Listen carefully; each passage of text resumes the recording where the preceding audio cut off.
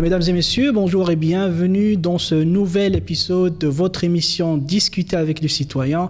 Malheureusement, aujourd'hui, mon co-animateur, Monsieur Lasnamouche, ne sera pas présent dû à quelques contraintes ou problèmes qu'il a dû rencontrer dehors.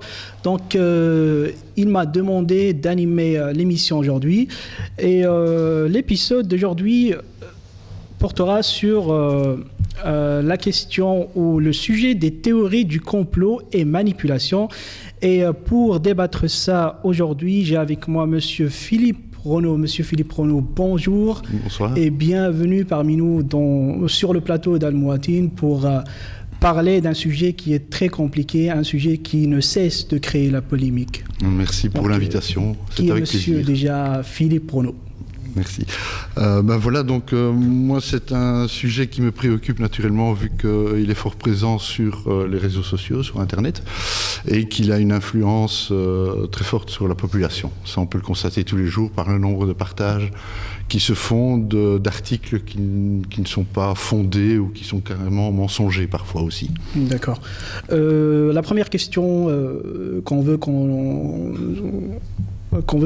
si on peut élaborer beaucoup plus sur cette question, c'est la question de la définition déjà du concept de la théorie du complot, parce que c'est quelque chose qui crée une vraie polémique puisqu'on a ce qu'on appelle le choc des définitions, qui est à la fois un catalyseur et une conséquence de la théorie du complot. Comment définir les théories ou les théories du complot, Monsieur Renaud? Je dirais que ce sont des histoires qui permettent d'avoir d'être rassuré sur certaines choses, surtout quand on est soi-même en difficulté et lorsqu'on a des soucis. Ces histoires, ces théories du complot permettent justement de faciliter la compréhension d'un monde complexe. Donc on va raconter ce que l'on a envie de raconter, même si c'est totalement faux, et des personnes vont y retrouver un certain réconfort, ou alors pouvoir catalyser leur questionnement, leur énergie, leurs soucis vers des cibles qui ne sont pas en fait les réels problèmes, les problèmes du réel. Donc, quelle est votre propre définition de la théorie du complot? Pour moi, ce sont carrément des histoires inventées. Donc, c'est de la mythologie Ce sont des légendes. Elles sont parfois juste créées pour amuser les gens, on va dire, pour raconter des histoires, mais elles sont aussi souvent utilisées par les propagandes pour justifier certains actes ou certaines idées. Pour manipuler, pour contrôler, pour contourner, pour... Tout à fait, ou pour justifier, pour expliquer de façon facile à la population ou à des gens que l'on veut toucher, évidemment à son service. Bien sûr, le dictateur ou le propagandiste va faire ça dans un but bien précis, c'est-à-dire défendre une image politique, l'image d'un État ou d'un système, d'un régime. Puisque la théorie du complot a pris le dessus ces derniers temps, quelle est la place maintenant du hasard? On croit presque plus au hasard. Tout ce qui se passe ici, par exemple en Belgique, en Europe, au Moyen-Orient, dans le Maghreb, aux États-Unis, on essaye toujours de trouver un lien avec la théorie du complot. Il y a quelque chose qui se passe. Où est le hasard maintenant? Les gens, évidemment, en général, trouvent plus rassurant d'avoir une explication à tout. Donc le hasard n'est pas une explication rassurante pour eux. Si on leur dit « Oh, mais c'est arrivé par hasard, c'est un accident et tout », les gens vont se dire « Oui, mais c'est trop simple. Moi, je veux savoir exactement ce qui s'est passé, quitte à écouter n'importe quelle légende, la personne sera alors rassurée et se dira, voilà, oui, derrière toute chose, il y a quelqu'un qui tire des ficelles, il y a quelqu'un qui manipule l'histoire, fait créer les événements. Et c'est beaucoup plus rassurant de le croire que de se dire « Ah oui, mais n'importe quoi peut arriver, là on est dans l'expectative, le hasard c'est quoi ce n'est pas quelque chose que l'on peut expliquer de façon rationnelle. Donc il faudra alors, pour être assuré, passer à l'irrationnel. » Mais est-ce que vous ne pensez pas que ça devient de plus en plus grave? Je veux dire que les gens commencent à croire beaucoup plus à la théorie du complot qu'à ce qui est naturel, oui, ou qu'au hasard. Ça, c'est un phénomène, évidemment, les théories du complot ont toujours existé. C'est dû à quoi, normalement? Moi, je pense que c'est lié principalement à l'essor de l'Internet, où on a maintenant une équivalence de l'information entre des médias sérieux, donc on va dire institutionnels, qui font un boulot journalistique normal, même s'ils commettent parfois des erreurs aussi, personne n'est à l'abri d'erreurs, et des médias dits de réinformation, souvent on dit de réinformation, qui font partie de cette complosphère, et qui vont, eux, traiter des faits qui se sont réellement passés, mais à leur sauce. C'est-à-dire qu'ils vont donner leur point de vue à propos d'un fait qui s'est réellement passé, ils vont modifier les phrases, modifier les noms peut-être, ou être assez vagues sur leurs sources, et ils le sont souvent aussi, ils disent « quelqu'un de haut placé m'a dit que ». Et ça, c'est avec l'Internet que ce succès a lieu. Mais que les théories du complot supplantent on va dire les faits réels, ce qui se passe, on va dire l'information normale, quand même pas. On parle quand même d'un impact de 30% sur la population. Chez les jeunes surtout. Donc est-ce que vous considérez ceux, par exemple, qui travaillent dans les journaux, dans les médias, en tant que conspirationnistes, dans le sens où ils falsifient des informations, comme vous venez juste de dire, et jouer sur le côté psychologique des gens, la curiosité, oui, bien sûr, pour être bien sûr des conspirationnistes. Ce sont des conspirationnistes dans ce cas. Il y a plusieurs catégories. Il y a celui qui le fait dans un but de propagande évident. Donc marketing. Pardon ? Marketing, par exemple. Oui, une sorte de marketing promotionnel d'un État, d'un gouvernement, ou de ce que celui-ci a envie de dire, parce qu'il y a un système de communication, on va suivre une certaine doctrine. Et puis, il y a les farfelus aussi, qui le font pour s'amuser, ou alors ceux qui sont simplement à la recherche de clics. Parce que certains sites conspirationnistes gagnent de l'argent parce qu'ils ont une forte fréquentation. Ils ont beaucoup de monde qui viennent par jour fréquenter leur site et ça rapporte de l'argent à chaque fois. D'accord. En parlant de la théorie du complot, quelle différence ou quel est le lien parenté entre les paranoïaques et par exemple les conspirationnistes? Disons qu'un paranoïaque s'il est déclaré tel, c'est une maladie. Donc lui ne peut pas contrôler cet aspect-là de son caractère. Il ne peut pas contrôler sa pathologie. Tandis que celui qui n'est pas paranoïaque, mais écrit des choses conspirationnistes, lui, il sait très bien ce qu'il fait. Nous parlions hors antenne de Goebbels, qui avait fini par dire dans un de ses discours que au plus un mensonge est répété, au plus les gens vont y croire. Donc voilà où on en est. Lui, il sait très bien qu'il ment. Ce n'est pas à proprement parler une pathologie, puisqu'il le sait. Un menteur pathologique ne sait pas qu'il ment, il le fait à son insu, on va dire, à l'insu de sa volonté. Mais à partir du moment où c'est un pouvoir avec des gens qui réfléchissent et qui vont mettre un contenu qui va aller dans le sens où ils veulent diriger la population, là, on n'est pas dans le pathologique, même si on peut estimer que c'est une déviance de vouloir haïr l'autre. Là, ce sera quelque chose de mûrement réfléchi, de froid, de calculé, et on n'est plus dans un caractère, on va dire, médicalement pathologique. Et pouvons-nous dire dans ce cas que les paranoïaques sont aussi des victimes de la théorie du complot? Oui, tout à fait. C'est-à-dire que, comme je le disais également, tout le monde est plus ou moins paranoïaque, a peur de ceci ou cela. Chez les gens où c'est développé sous forme de pathologie, il est certain que ça va tourner dans leur tête et ça ne va pas leur faire du bien. Monsieur Renaud, de quoi se nourrissent les théories du complot et quels sont les moyens possibles pour diminuer leur influence ou de lutter contre elles?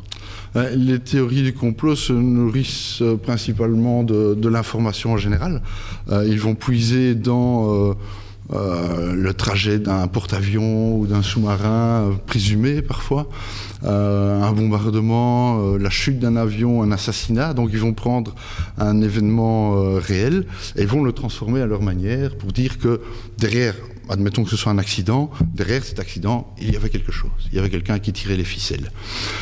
Alors, c'est évidemment pour beaucoup de gens très rassurant de savoir que ce n'est pas le fruit du hasard, on en parlait, que tout ce qui se passe dans le monde est le fait d'actes réfléchis et de manipulation. Mais parce que la réponse du hasard ne les satisfait pas.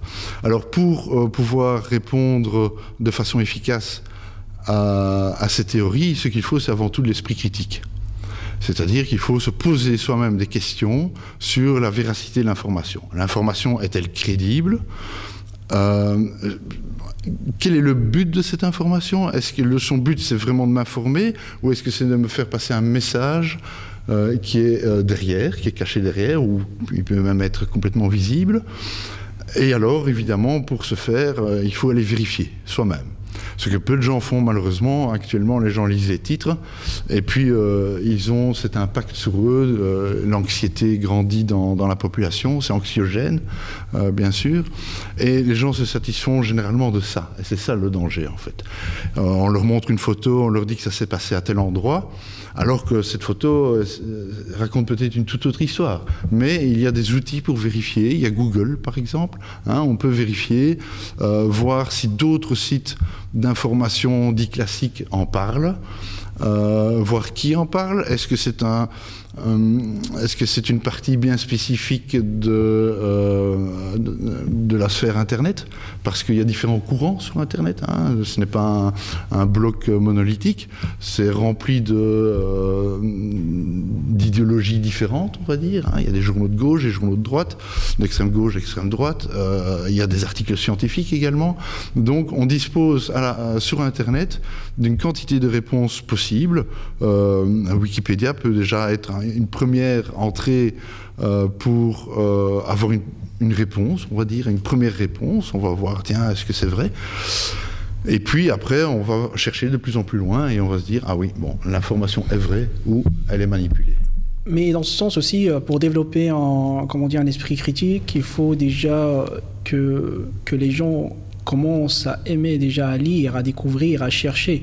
Parce que de plus en plus, on a des gens qui se contentent de l'Internet comme moyen de s'informer, au lieu d'aller chercher, par exemple dans les bibliothèques, lire, prendre par exemple des cours dans l'analyse du discours, l'analyse critique du discours. Donc il faut des ustensiles afin de pouvoir, à 60%, faire la différence entre ce qui est vrai et ce qui est faux, ce qui est authentique et ce qui ne l'est pas. Donc, oui, il y a effectivement... je veux dire que même une personne avec le moindre degré d'esprit critique peut être une victime aussi des théories du complot. Oui, et c'est évidemment le problème que les gens n'ont plus vraiment le temps à consacrer à vérifier l'information. Les gens vivent dans les motifs. Voilà. Quand on met un gros titre bien gras avec une photo bien attirante, les gens vont, on va dire, par curiosité malsaine, ils vont être attirés par cette photo. Et par les gros titres, c'est le marketing, on va dire, des mass médias, des tabloïds anglais, par exemple. On va essayer d'attirer, comme certains sites attirent du public parce qu'ils gagnent de l'argent avec les clics. Eh bien, d'autres vont suivre le même principe, vendre plus de papier, plus de journaux, plus de ceci ou de cela. Il faut évidemment se dire que quand je cherche une info, quel est mon but ? Est-ce que je veux avoir juste l'info, dire que ça s'est passé, ok, ou est-ce que je veux avoir et l'info et toute l'explication de tout ce qui s'est passé ? C'est pas possible d'avoir toujours tout. en entier. Parfois, il y a des choses, comme on le disait tout à l'heure, qui se passent par hasard. C'est accidentel, on ne sait pas ce qui est arrivé. Et bon, moi, ça me suffit naturellement. Je ne vais pas devoir chercher plus loin. C'est cette curiosité, je crois, qui manque aux gens, c'est d'aller voir, tiens, est-ce crédible? Est-ce que ce qui est raconté dans ce texte tient la route? Voilà. Mais est-ce qu'on peut pas dire, par exemple, que dans les cas, par exemple, des groupes ethniques, des minorités ou je sais pas, des communautés d'une telle ou telle confession qui sont victimes dans les deux sens, ça veut dire victimes par exemple, se basant sur des textes et des références qui sont des théories du complot vis-à-vis des autres gens, autres communautés, et ceux qui sont les victimes, par exemple, si on parle par exemple les protocoles des sages de Sion, les Juifs se sont trouvés victimes d'un tel ouvrage qui incite à l'antisémitisme et à tout ce qui est, négatif vis-à-vis de la communauté juive. Oui, tout à fait. Les musulmans, par exemple, sont devenus aussi, le bouc émissaire de plusieurs théories du complot, à cause de ce qu'on trouve sur des références sur l'Internet, sur les réseaux sociaux. Les gens ne cherchent pas à trouver la bonne information afin de comprendre les autres, au lieu de se contenter de tout ce qui est disponible entre leurs mains vis-à-vis de l'Internet notamment. Oui, bien sûr, mais je crois qu'il y a des éléments qui permettent aussi de dire, vous parliez du protocole des sages de Sion, qui a plus de 100 ans maintenant, qui a été édité en 1901, mais qui est toujours très d'actualité, qui a été utilisé par les nazis et par pas mal de dictatures. On va trouver dans quel que soit on va dire la victime désignée ou le responsable désigné. On va dire, si la situation de ton pays est mauvaise, ou ton boulot est mauvais, si tu es au chômage, etc., c'est pas de ta faute, c'est la faute de l'autre. Donc, ça va permettre à des partis extrémistes ou à des dictatures de dire, ce n'est pas de notre faute, c'est la faute de l'autre. Et donc, on va rejeter tout, même si c'est totalement faux, et en général, c'est toujours faux, évidemment. Ça va permettre aux gens d'avoir un exutoire, et de se dire, c'est pas de ma faute, c'est la faute de l'autre. Donc, la personne est rassurée. Et secondo, comme elle trouve, évidemment, elle trouve une explication à tout. Et deuxièmement, elle a une cible. Elle va pouvoir se défouler, passer ses nerfs, on va dire, sur l'ennemi désigné, l'ennemi trouvé, l'ennemi qu'on va inventer même. Généralement, effectivement, comme vous l'avez dit, on va choisir une minorité comme cible. On va dire, c'est la faute de ce groupe humain-là que tous nos malheurs arrivent. Mais faute de chercher les vraies sources d'information, peut générer ce qu'on appelle un choc d'ignorance. Oui. C'est-à-dire là où deux communautés ou plusieurs communautés se trouvent dans une bataille dont, ils sont les victimes et non pas les héros, les protagonistes, et ils sont manipulés par autres gens qui veulent que ces gens entrent en clash au lieu d'entrer en dialogue ou coexister ensemble. Tout à fait, c'est la recherche du pouvoir en fait. Donc les dictatures essayent évidemment de conserver leur pouvoir, c'est pas une démocratie, et ils vont justement tout faire pour conserver ce pouvoir. Ils vont essayer de faire des dynasties de dirigeants, de père en fils en général. Ils vont, pour ce faire, évidemment, devoir manipuler la population, dire que c'est eux les meilleurs. Et grâce à leur système de propagande, ils vont finir par faire convaincre les gens qu'ils ont raison à 100%. Et effectivement aussi, maintenir la population dans l'ignorance des choses du monde externe, est une arme redoutable. On va maintenir les gens dans des croyances, dans des superstitions, afin de pas les rendre trop intelligents. On va pas leur donner accès à tout Internet, par exemple. On va pas leur apprendre à développer l'esprit critique. On va simplement leur enseigner des slogans qu'ils devront apprendre par cœur. Et là derrière, il n'y a pas d'esprit critique. Il y a juste des courtes phrases bien fortes qui vont toujours désigner ce coupable et dire c'est de la faute de l'autre. Ça, c'est de l'automatisme de l'humanité quand même. Ça peut causer un chaos. Le but, c'est évidemment d'un côté renforcer le régime, et de l'autre côté, quand ces régimes essaient de faire de l'ingérence dans des pays étrangers, essayer de semer la subversion dans la société ciblée. On constate ces dernières années, les propagandes russes, par exemple, sont très négatives sur l'Europe. Ils essayent de se faire des alliés au sein de l'Europe. Et ils racontent évidemment des mensonges extraordinaires. Et sur les chaînes de TV russes, ils sont déjà en Troisième Guerre mondiale depuis une semaine. D'accord. Pensez-vous que le néolibéralisme est la cause principale des théories du complot dans le monde contemporain ? Non, je ne pense pas. Le néolibéralisme, c'est plutôt un système économique qui n'a pas vraiment besoin de théorie du complot, mais on peut y trouver naturellement tous les ingrédients nécessaires pour dire, bah oui, c'est le grand capital qui manipule le monde entier. Mais bon, c'est une manipulation économique. On peut évidemment réfléchir à l'avenir et se dire que ce système ne va pas continuer, surtout sous la forme qu'il a actuellement d'hyperconsommation. La planète a des ressources limitées, la population augmente, les nouvelles technologies sont là. Donc l'humain doit repenser son économie de façon intelligente, adaptée au XXIe siècle, au début du XXIe siècle, parce qu'il y a encore des progrès à venir. Et nous sommes toujours dans un système, on va dire, capitaliste qui a été imaginé au XVIIIe siècle. Donc, depuis lors, les mentalités n'ont pas fort changé. Mais nous allons avoir, avec les changements climatiques, des défis il va falloir remporter ce défi et donc il va falloir changer de système d'économie. Mais pour les théories du complot, tout le monde est responsable. La démocratie est le pire ennemi du théoricien du complot. C'est normal, puisque lui le conspirationniste va servir une cause qui en général détient la vérité, ne détient pas de doute, puisqu'ils affirment toujours des choses, ils affirment tout savoir, ils disent qu'il n'y a pas de hasard, mais qu'il y a des manipulations.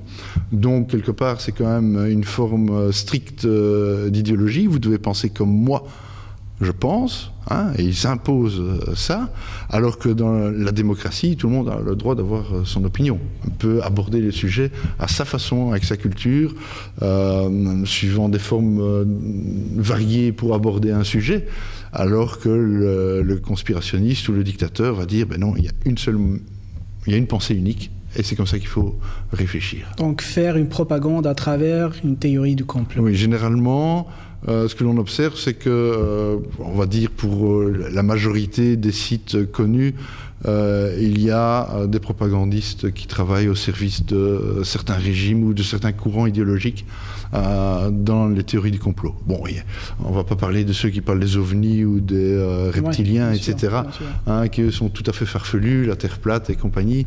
Là, on est plus dans le grotesque, on va dire, les légendes modernes. Mais pour d'autres, c'est vraiment un commerce qui peut le rapporter et qui rapporte aussi à certains courants politiques. Pour une bonne déconstruction, si jamais possible, bien évidemment, des théories du complot, serait-il indispensable de mieux les définir ? Parce que déjà, il faut savoir qu'est-ce que c'est que la théorie du complot, je veux dire. C'est quoi la théorie du complot ? Ce sont quoi les théories du complot ? Oui, bien sûr, il faut savoir que ça existe déjà. Beaucoup de gens ne font pas tellement attention, ils ne savent pas que ça existe, ils ne savent pas qu'il y a cette technique de réinformation, de contre-information, de subversion. Ça dépend un peu le but recherché par le conspirationniste. Donc, ça passe essentiellement, effectivement, par donner une définition de ce que c'est, des légendes, des histoires racontées qui servent des régimes ou à des courants politiques ou à d'autres choses. Et justement, je pense que les autorités européennes ont pris conscience du problème et on en parle de plus en plus dans les écoles. C'est-à-dire les professeurs, les instituteurs vont analyser la presse avec les enfants dans le but de développer justement l'esprit critique. Et je pense que c'est une bonne chose que l'on le fasse, que les autorités ont commencé à prendre conscience de l'importance de ce phénomène. Donc il est plus, comme on dit, conseillé d'avoir une bonne définition de ce que les théories du complot sont avant de commencer à les déconstruire. Ce qu'il faut, on peut donner une définition bien sûr, hein, on va donner des lignes, on va dire voilà, c'est plus ou moins ceci, plus ou moins cela, oui. Ce sont des mensonges, hein, mais je pense que le vrai travail doit justement se faire en faisant une analyse de la presse, et de demander aux élèves, ça peut être des enfants, ça peut être des adultes aussi, puisque beaucoup d'adultes en ont également besoin, et de pouvoir apprendre à lire un article de journal, et alors de se construire son opinion à partir du moment où on a lu, où on a analysé l'article de journal. Mais le problème là, c'est qu'il faut aussi déjà, comme on dit, vider ses cerveaux de la matière toxique avant de commencer à lire. Parce que du moment que tu commences à lire, tu projettes ton propre idéologie sur le texte, et là c'est grave. Est-ce qu'il faut commencer déjà par désintoxiquer ces gens ? Oui. Parce que c'est là que je pense que c'est la première étape. Oui, bien sûr, mais c'est très difficile. Hein. Nous avons inauguré une exposition où votre chaîne télé-radio était présente lundi à Jean Blou, où justement on va, grâce à cette exposition faite par la SBL Amis Entendus, informer les gens, informer les jeunes sur ce que sont les théories du complot et le danger qu'elles ont, ces théories, puisqu'elles peuvent mener au génocide. On l'a vu avec les différents génocides qu'il y a eu le siècle dernier, et qui sont toutes nées de théories du complot, justement, où on fustigeait une minorité pour pouvoir la supprimer par la suite. Et pour ceux qui sont, on va dire, vraiment fortement intoxiqués, j'ai peur qu'il n'y ait pas grand-chose à faire, malheureusement. Ouais. Quand quelqu'un est vraiment borné et veut absolument croire en ce qu'il a envie de croire, il sera très difficile de le détourner de sa croyance. Donc vous pensez que c'est plus facile de commencer déjà par les enfants ? Oui, non ? Absolument, oui, parce que les enfants... Qu'ils sont les moins, comme on dit...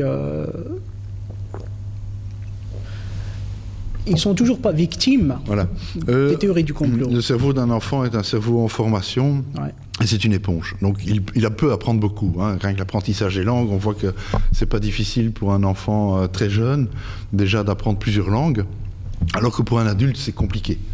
L'enfant, il va prendre ça pour un jeu. L'apprentissage est un jeu pour lui.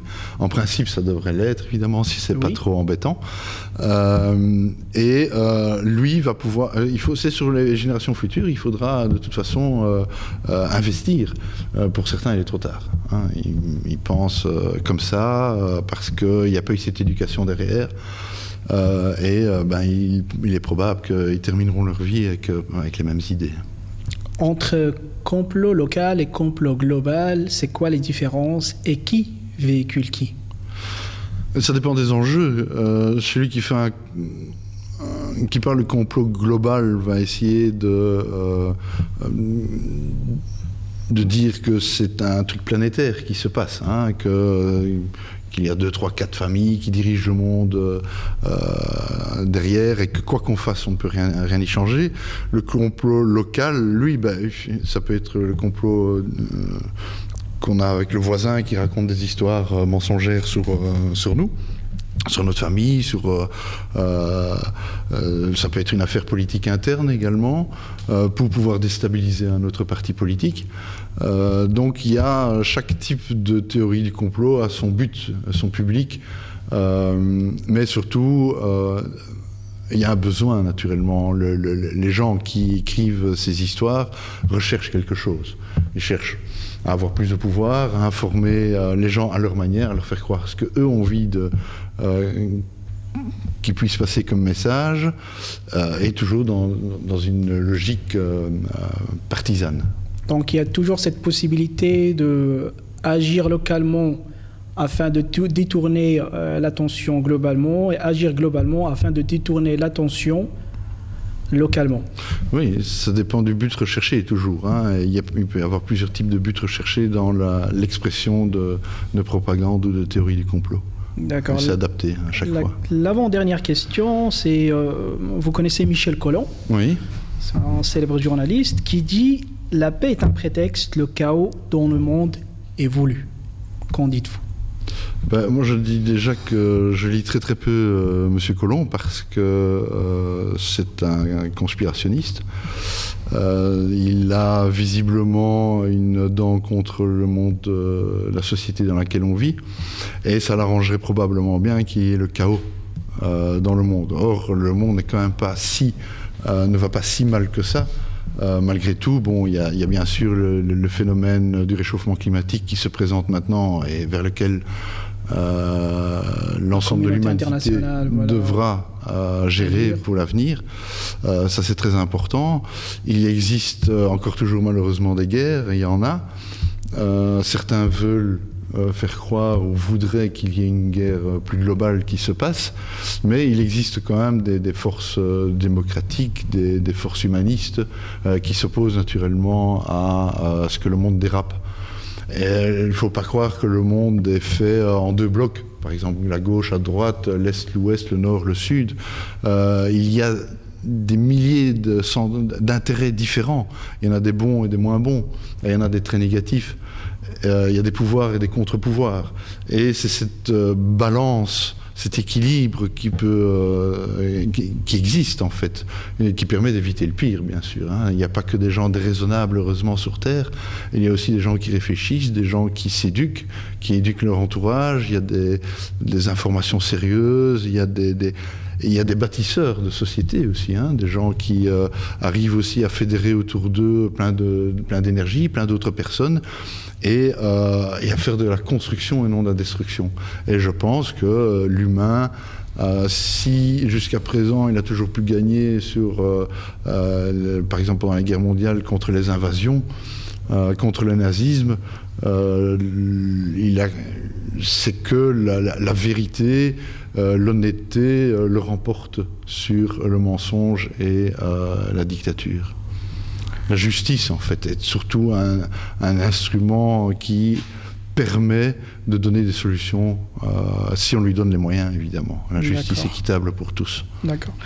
Après Michel Collomb, dernière intervention, c'est tiré du livre écrit déjà par Naomi Klein, qui est intitulé « La stratégie du choc », où elle dit « Rêvassonner les individus, les mettre en état de choc pour les soumettre, un traumatisme collectif, un coup d'État, une catastrophe naturelle, une attaque terroriste plonge chacun dans un état de choc. C'est ainsi qu'après le choc, tel un prisonnier dans un interrogatoire, nous redevenons des enfants désormais dont les enclins à suivre les leaders qui prétendent nous protéger. » Oui, donc l'anxiété que l'on peut induire à une population peuvent être des outils pour certains régimes. Ici, pour la Belgique, ce n'est pas tellement... les incidents sont arrivés, les attaques terroristes. L'anxiété était, on va dire, naturelle. Elle n'a pas été exploitée par le gouvernement pour faire un coup d'État, par exemple, puisque le système politique tient toujours. Il n'y a pas eu de putsch, mais dans d'autres pays, par contre, ça peut servir, comme on a vu en Turquie, par exemple, maintenir la population dans une grande anxiété et se servir du moindre phénomène fait par l'ennemi, en l'occurrence pour le régime turc, ce sont les Kurdes, hein, fustiger toujours cette minorité dont on parle, et pousser le reste de la population qui est fort nationaliste, hein, n'oublions pas, dans des discours où justement on désigne clairement l'ennemi et on gère cette anxiété. En fait, là, c'est une anxiété gérée, dans le sens où on va, plutôt que d'amadouer, plutôt que d'envoyer des messages de paix ou de réconciliation, ou quel que soit le type d'attaque que l'on ait, on va garder notre esprit démocratique. Ben là, ce sera le contraire. S'il y a une attaque terroriste, on va donner plein pouvoir à la police et à un semblant de justice qu'on va complètement réformer, puisqu'on va à la fois encore désigner le coupable Gülen, ou le pseudo-coupable, et on va pouvoir arrêter 50, je ne sais pas combien ils en sont maintenant, 50, 60 000 personnes qui sont des juges, des policiers, des instituteurs, etc. Et donc on voit très bien qu'effectivement il y a moyen d'utiliser l'anxiété et les théories du complot pour arriver à ses fins lorsqu'on est dans un régime, mais dans une démocratie, ce ne sont pas les méthodes qui seront utilisées. Il y aura de l'anxiété et on va la gérer autrement. C'est-à-dire qu'on va essayer d'envoyer des messages, comme on a vu des manifestations pacifistes ou des rassemblements pacifiques, qui parfois malheureusement aussi sont récupérés par les extrémistes, mais ce n'est pas une majorité. Mais on va plutôt rester sur la philosophie de base de la démocratie, qui est le vivre ensemble, la paix et la justice. Dernière question, c'est théorie du complot, théorie du chaos, théorie du choc, ou stratégie du choc. Est-ce que vous ne pensez pas que c'est beaucoup pour que la boussole humaine ou de l'humanité entière puisse fonctionner correctement pour que le navire s'installe finalement à bord d'un... Mais je pense que tous ces mots, qu'expriment-ils exactement? Ne sont-ils pas à leur tour une manière stratégique de pouvoir dire tout va mal?